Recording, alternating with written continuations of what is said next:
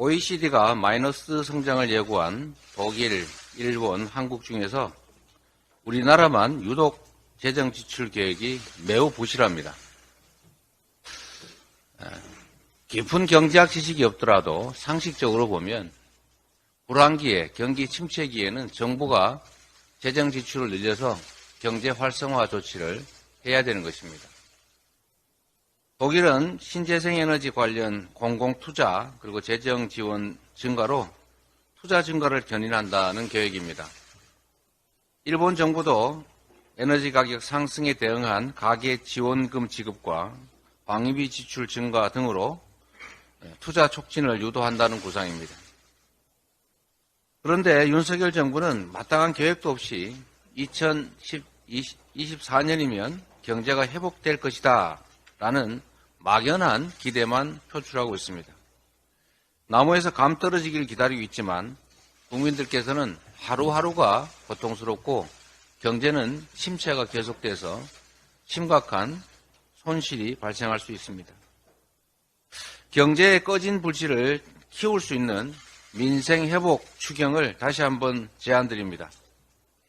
고금리 피해 회복을 지원하기 위한 약 12조 원, 고물가 에너지 요금 부담 경감을 위한 약 11조 원, 주거 안정을 위한 약 7조 원 등을 비롯해서 미래 성장과 경기 회복의 마중물 역할을 할 재생에너지, 디지털, SOC 인프라 투자, 전세 사기 피해자 지원까지 합쳐서 약 35조 원 정도의 추경 편성이 시급하다고 판단이 됩니다.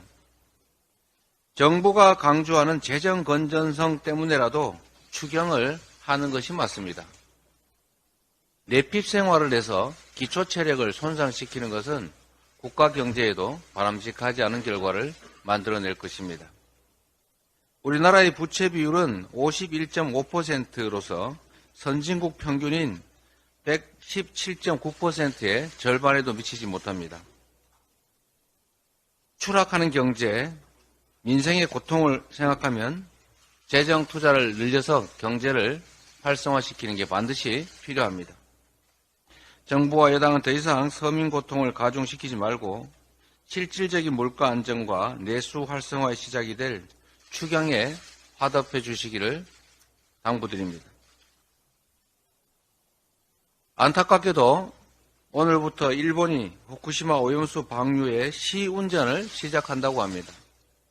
국민의 85%가 반대하는 것은 물론이고 일본 현지의 주민들 또 인접한 중국, 홍콩, 대만 같은 다른 나라들도 반대하고 있습니다.